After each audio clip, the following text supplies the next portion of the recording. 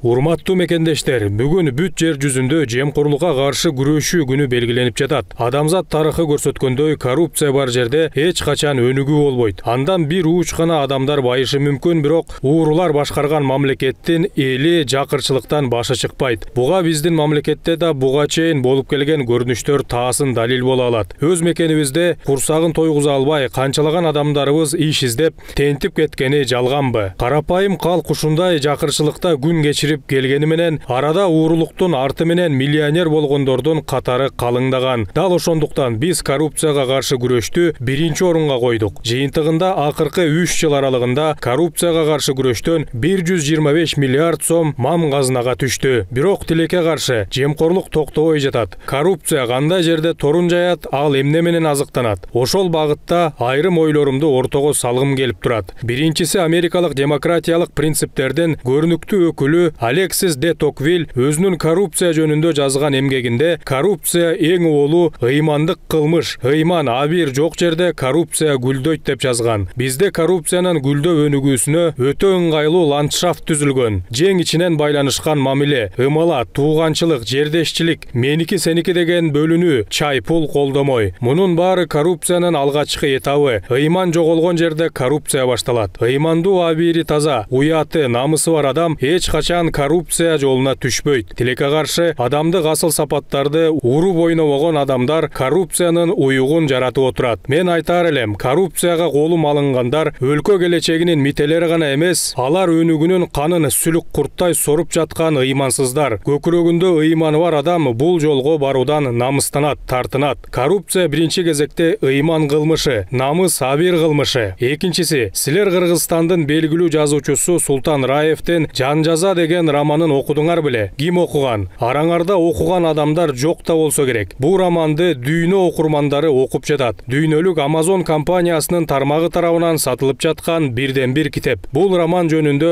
айтып жатканым, романдын эң өзөктүү идеясы эмнеде? Кылмыш кылсаң, күнөө кылсаң, ал акыр түбү ачыкка чыгат. Арадан 40 жыл өтсө да ага өзүң жооп бере албай калсаң да, ал суракты жаның берет. Жандын жазасын тартасың. Же ал жазаны сенден тараган тукумуң тартат. Себеби баарын жараткан Алла көрүп турат. Ошон үчүн жараткандын алдында таза, баарынан мурда таза абийир менен жашаш керек. Султан Раевдин романы ушул тууралуу. Бул дүйнөдө жоопсуз эчтеке жок. Качандыр бир убакта абийир сотунун алдында жооп берүүгө туура келет. Мен бүгүн кылмыш жасасам, ал билинбей калат деп ойлобогула. Кыңыр иш 40 жылда билинет дейт элибиз. Сен кылмыш жасасаң, эртедир кеч ага сөзсүз жооп бересиң. Кудай буйрса, уурулук кылуу таптакыр адам баласына пайдасыз иш боло турган коомду курууга бет алдык. Ажыдардын куйруктарын кесип бүттүк. Эми башын алабыз. Кудай буйрса, биз коррупциянын түбүнө жетебиз, тамырын кыркабыз. Мен муну ишенимдүү айта алам. Анткени бул биздин келечек урпактардын алдындагы да милдетибиз, башкы багытыбыз дагы ушул. Мен ошондуктан кайрылуумдун аягында дагы бир жолу эскертүү катары кайрылып кетем. Уурдаганды токтоткула. Эми коррупция менен кармалсаңар, анын азабын силер менен кошо үй бүлөңөр дагы тартат. Дагы кайталайм, кеч болуп кала электе токтоткула. Эл рызкысынан колуңарды тарткыла.